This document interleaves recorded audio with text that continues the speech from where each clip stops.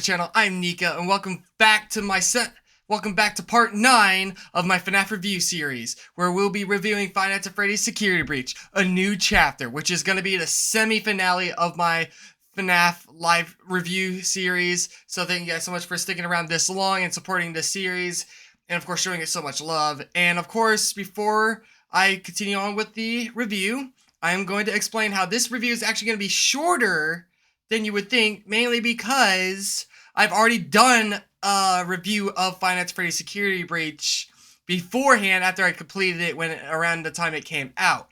So this is an expansion on that, explaining the updates that came afterwards, and of course the endings, the new endings I got when I found out how they existed, and of course how I found out about the secrets in the game. So, yeah, I'm definitely going to leave a link in the description below to that video, my original FNAF Security Breach review. And, of course, by the time this is out and you guys are watching this, I would have already added it to the playlist of my FNAF review series. So make sure to watch that before you watch this. Anyways, let's start. Anyways, first we're going to start talking about the updates that came out after the game came out. So, of course, throughout the year of 2022, right after FNAF Security Breach came out in 2021 in December, there was actually quite a handful of updates that came along with the game, and of course fixed a lot of the bugs and glitches along with the game, making it a lot more playable, a lot more enjoyable, as beforehand there were definitely a lot of glitches and all that. So yeah, it would pretty much be just luck based if you get any bugs at all or not, and that would really determine if you really enjoyed the game or not, which I still enjoyed it because I didn't even encounter many of these bugs. But anyways, the new updates do fix all these bugs and actually give you a lot more content. Well, not a lot more content, but they do add more content, such as, of course, being mainly elevator related, as if you're in the elevator, a lot of the time you'll hear fun fast facts, which really increase the atmosphere of the game, and of course more Glamrock Freddy interaction with him in the elevator, as he can speak to Gregory every now and then, asking him if he really saw a bunny, aka Vanny. So this really does increase the atmosphere. I really think it's really wholesome, and even though there are small changes, I really think they increase the atmosphere, and honestly, I wish they were in the game beforehand. They really do increase the atmosphere and enjoyability of the game. I really enjoy them. At least I enjoy them a lot, and think they really are really good additions to the game. And of course, the addition of a save station that's in the main atrium after you complete the main game and enter the post game, which is really helpful, especially for those players that were trying to get the secret endings beforehand, as you would only have one life. Dying would immediately set you back where you at the entrance of the pizzeria. So yeah, now that we have a new save station in the post game in the atrium, now at least we have some place to save our game, so we don't have to restart all the way back at the main entrance. So yeah, with that said, that's when we're gonna get into the secret endings that I got to.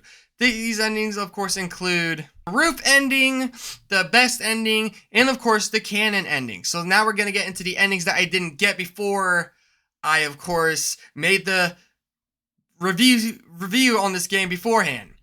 So we're gonna start with, of course, probably the weirdest ending in my opinion, which is the VIP ending, in which Freddy sets the place on fire as you leave through the fire escape. And upon this, you of course meet Vanny on the roof for some reason, as Freddy claims that he can now see her because of his new eyes. As he charges her, tackles her off of the roof, and they both suffer a terrible fate, as Gregory rushes down there to unmask Vanny, as it appears to be, of course, what people already speculated and believed was Vanessa. And it kind of pisses me off how people even already knew this before the game even came out, but I'm pretty sure a few lores would change up my mind, and that there's obviously always those FNAF leaks of people trying to leak the game's files and all that, finding out all of this stuff. Anyways, though, afterwards, you share a final goodbye to Glamrock Freddy before, of course, the scene ending, giving you the credits. But at the end of the credits, though, it'll take you back to that scene, but of course, bring you to the roof of the place that's still on fire, as you'll see what appears to be a second Vanessa. Now, at least from what I've seen, believe this is supposed to be a symbolism that her soul is still bound to the pizzeria, as she is not yet free from Glitchtrap or Afton's influence. So that's at least what I believe is what it's supposed to be. I believe it is supposed to be a symbolism that after she died, her soul is bound to the pizzeria, and she can't actually leave because she's still bound by Afton's influence, and that her soul is permanently trapped at Freddy Fazbear's Mega Pizzaplex, and that the second Vanessa that we see is actually her ghost sticking around to the pizzeria as she is bound. Which is very interesting, but also really confusing. That's the only thing I'm willing to believe that means, at least, because I would not believe that there's two Vanessas. That would make no sense. But anyways, on to what is called the best ending, which I think is anticlimactic because I don't consider it the best ending.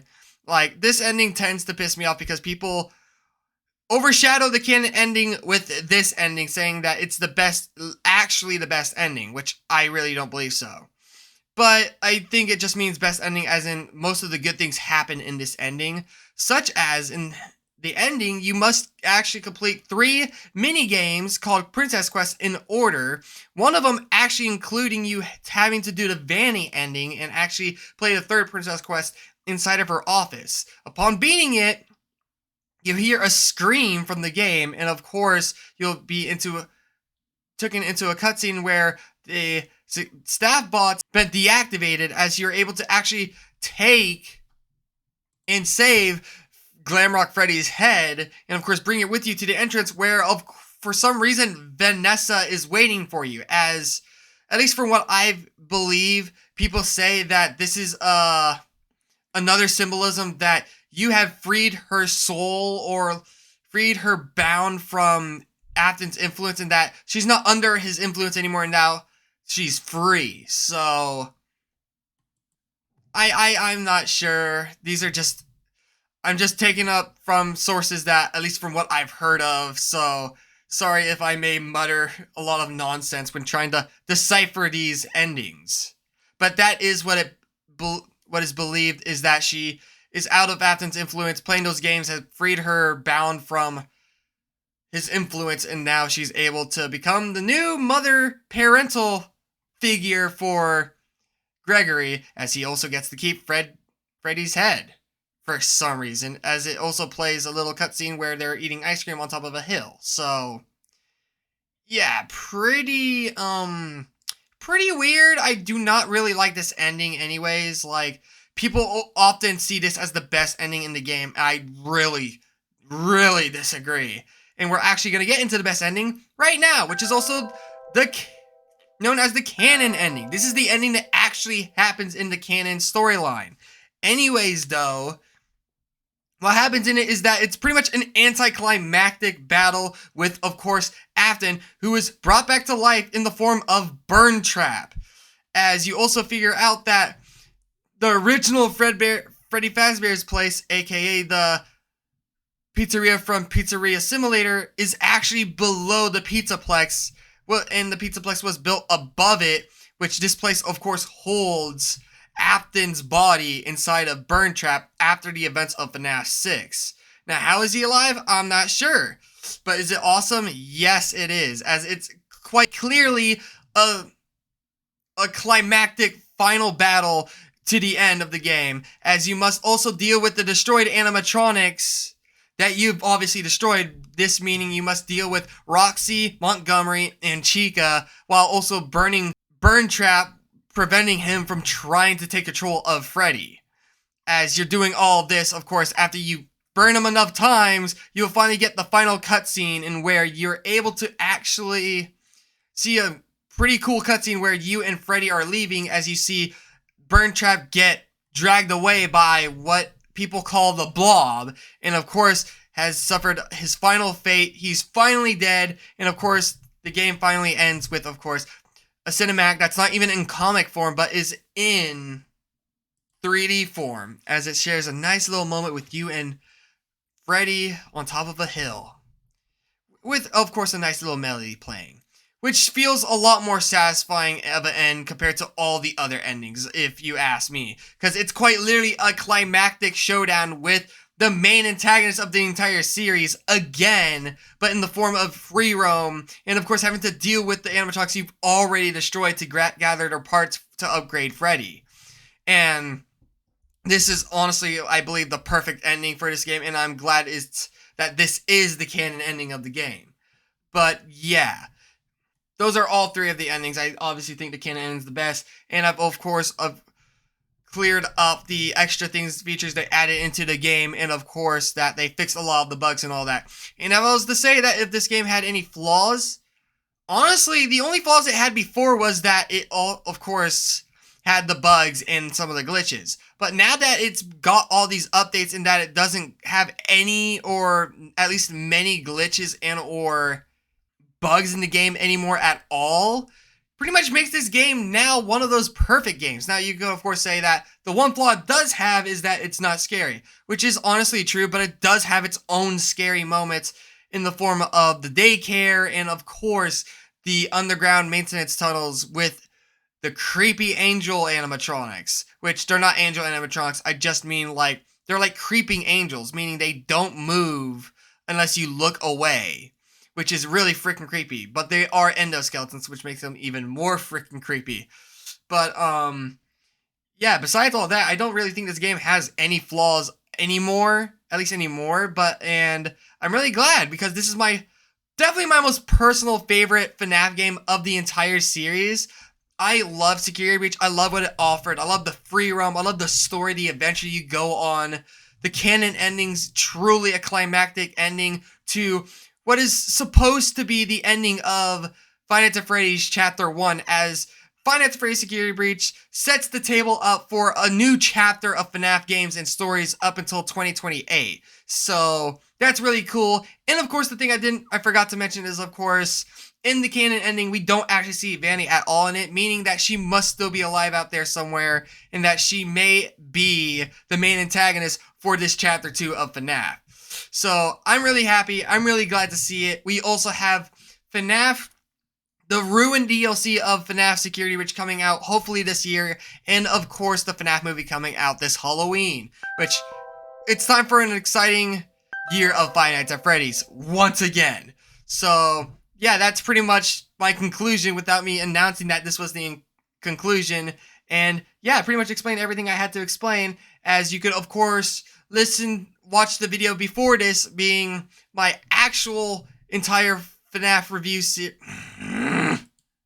And of course, I'm sorry that it was short, but of course you can watch the link in the description below to the FNAF Security Breach review that I did beforehand. That's a lot longer and is my traditional review to this game that I did beforehand, which is why this review is shorter, just clearing up the things that I didn't clear up in that game, of course, including the endings I got, and of course the updates that came afterwards.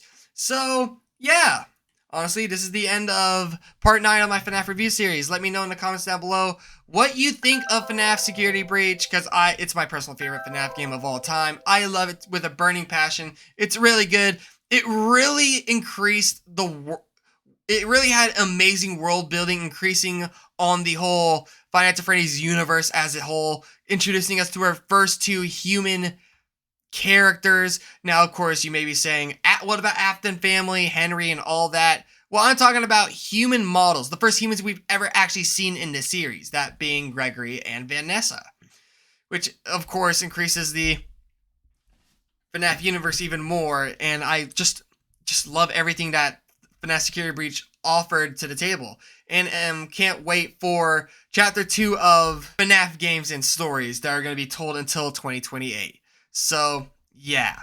Can't wait for that. Make sure to stick around, though. This is not the final episode of my FNAF review series, as I will be doing a part 10 extras video where I'll be clearing up some specific things which I'm not going to keep hidden. I'm going to keep the content hidden of my extras video, so make sure to stay tuned for that. Part 10, my finale of my FNAF review series, the extras video, and make sure to stay tuned for that. Anyways, hopefully you guys enjoyed this. Make sure to leave a like, subscribe, hit the notification button so you never miss a video. Stay safe, have a great day and or night, and yeah, stay tuned for part 10, the finale of my FNAF review series, which will be going over some extras. I'll see you guys in the next video stream and or post. Later, Gators. Unlike that skin, a step too far.